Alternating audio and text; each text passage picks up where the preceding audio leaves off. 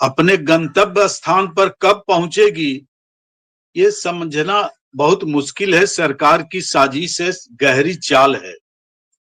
हालांकि सक्षमता परीक्षा को हुए कितने दिन हो गए, अभी तक उनकी पोस्टिंग, काउंसलिंग, अभी तक क्या क्या प्रक्रियाएं चल ही रही है।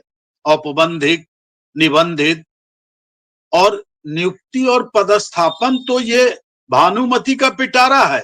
जैसे जैसे खुलेगा वैसे वैसे एक ही शिक्षक कई बार सक्षमता परीक्षा में बैठ रहे हैं। फर्स्ट में भी बैठे हैं, सेकंड में भी बैठे हैं, और बीपीएससी की परीक्षा में भी उत्तीर्ण हो चुके हैं, अब फिर भी बैठ रहे हैं। और उसके बावजूद उनको निश्चित स्थान नहीं मिल पाता है, मन भावन, जो मन मुताबिक स्थान जब तक जिला नहीं मिलेगा। चूंकि 400 किलोमीटर दूरी पर महिलाएं हैं, तो वो अपने लाभ के लिए तो देती रहेगी ना, और वो पोस्ट खाली होता रहेगा। और इस तरह यह प्रक्रिया निरंतर चलती रहेगी। और सरकार एक परीक्षा एक व्यक्ति एक ही बार देगा। अगर उत्तीर्ण हो गया तो दूसरे बार उसका रिकॉर्ड के साथ उसको उस पर बैंड लगाएंगे। ये आप अपने योग्यता का परिचय देने के लिए क्या खड़े हैं? आप एक बार योग्यता हासिल कर लिए, आप परीक्षा में सम्मिलित नहीं होंगे। इस तरह वैकेंसी आती रहती है तो फिर अगले में रिजाइन देगा। तो ये तो वैकेंसियां आती रहेगी और ये परीक्षार्थी बैठते रहेंगे। एक व्यक्ति एक बार परीक्षा दे दे, आप उत्तीर्णता हासिल कर लिए तो आप दोबारा नहीं बैठेंगे। इस तरह का प्रयोजन होना चाहिए। सरकार इस पर सख्त हो। और बिहार लोक सेवा आयोग के जो माननीय अध्यक्ष हैं, वो तो पहले भी आरोपों के घेरे में थे। 4 लाख एक महीने में दे दिए रिजल्ट और पदस्थापन और पोस्टिंग। उस समय तत्कालीन एसीएस के पाठक जी भी विवादों में थे। जांच प्रक्रिया नहीं हुई और कई प्रकार की विसंगतियां पाई जा रही है, चाहे वो डोमिसाइल नीति का हो, या क्वेश्चन लीक आउट का हो, या एक विषय से दूसरे विषय में जाने वाले विद्यार्थियों का हो, परीक्षार्थियों का हो, या जो परीक्षार्थी गलत ढंग से साइबर गैंग में बैठ गए हैं, सॉल्वर गैंग में, वो उन लोगों पर अंकुश कहां लगाया गया। और अतुल प्रसाद निकल कर चले गए। वही मनु भाई का भी चल रहा है, ये भी जांच के घेरे में है। और शिक्षकों की तो स्थिति जो है सरकार जो तय करे। शिक्षक बेचारे बने हुए हैं, न उनके संगठन की कोई बात उठा रहा है, न संघ में उठा रहा है, न उनका कोई संगठित कोई आदर्श शिक्षक प्रतिनिधि है। शिक्षा मंत्री तो शिक्षा विभाग के लायक नहीं है। मैं इसका पुरजोर विरोध करता हूं, निंदा करता हूं। एक शिक्षाविद को होना चाहिए। और जो एक प्रतियोगिता परीक्षा में पास कर गए, आईपीएस आईएएस हो गए, क्या वो शिक्षा को समझेंगे? क्या शिक्षक को समझ रहे हैं? शिक्षा को समझने की बहुत बड़ी योग्यता होनी चाहिए, शिक्षाविद होना चाहिए, शिक्षा के प्रति प्रेम झलकना चाहिए, शिक्षण विधि की प्रक्रिया को जानना चाहिए। एक प्रोफेसर ज्यादा समझेगा, एक शिक्षक ज्यादा समझेगा। लेकिन इसके पूर्व भी प्रोफेसर साहब थे, वो इनपुट और आउटपुट को खोजने लगे, अपने महाविद्यालय में नहीं गए। और ये तो और आईपीएस हैं, इनका तो और दूसरा ये है। ये शिक्षक नहीं हो सकते, शिक्षा को नहीं समझ पाएंगे, शिक्षण विधियों पर इनका कोई प्रयोजन नहीं है, कोई आयोजन नहीं है। शिक्षा गोष्ठी में ये गए हैं क्या? मुदालियर कमीशन, कोठारी कमीशन को ये क्या समझेंगे? शिक्षकों की नई शिक्षा नीति को इन्होंने पढ़ा है क्या?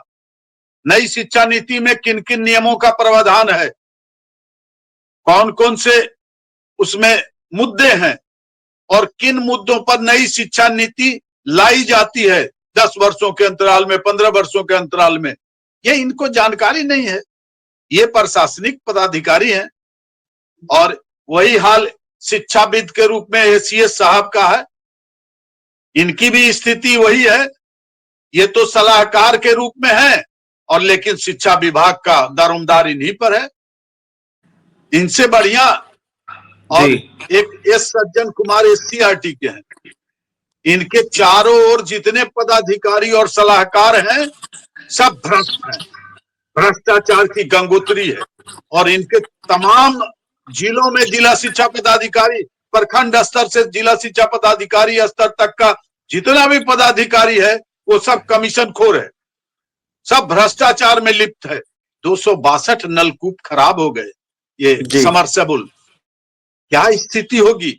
सारे छप्पर उड़ गए, सारे मकान धराशायी हो रहे हैं, बेंच डेस्क की स्थिति वही है, सारे कदाचार से भरे। इनके किए गए कारनामों पर की जांच होनी चाहिए।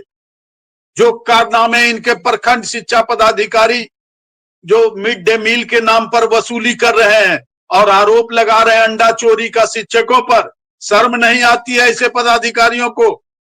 और कुछ शिक्षक अभी पदाधिकारी बने हुए हैं, उनका भी यही हाल है, दोनों हाथ से लूट रहे हैं, चाहे वो मोतिहारी का हो, चंपारण का हो, बेतिया का हो या शेखपुरा का हो। ये सारे जिला कार्यक्रम पदाधिकारी और सर्व शिक्षा के पदाधिकारी, मिड डे मील के इंचार्ज और ये जिला शिक्षा पदाधिकारी, ये सब भ्रष्टाचार में लिप्त हैं और इसकी जांच होनी चाहिए। पहले इनकी आय से अधिक संपत्ति, इनकी संपत्तियों की जांच होनी चाहिए, इनके कर्मचारियों की संपत्तियों की जांच होनी चाहिए और इसकी जांच पहले करें तब शिक्षण संस्थानों पर उंगली उठाएं, शिक्षकों पर उंगली उठाएं।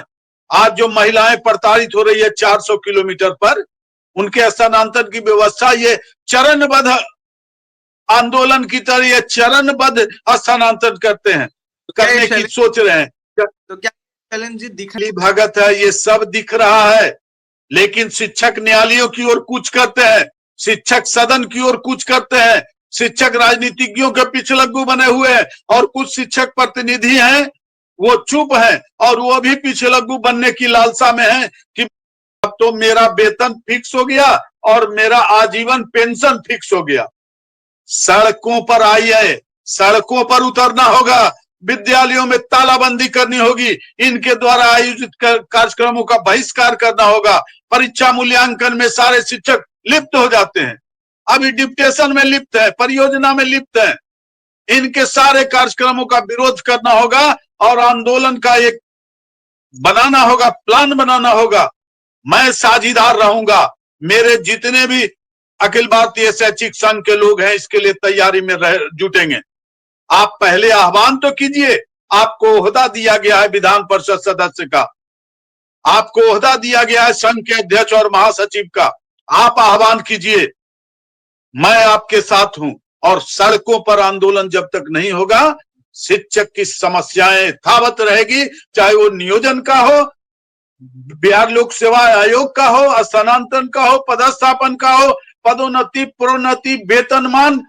और जो अभी जो स्थिति बनी हुई है यथा स्थिति, औपबंधिक प्रमाण पत्र मिल रहा है नियुक्ति का, ये हास्यास्पद है, इसकी जितनी निंदा की जाए कम होगी। देखिए, शिक्षकों को प्रताड़ित और अपमानित करने का सरकार रचना रह रही है, इनके नौकरशाह कदम ताल मिलाकर शिक्षकों पर अत्याचार कर रहे हैं। देखिए आप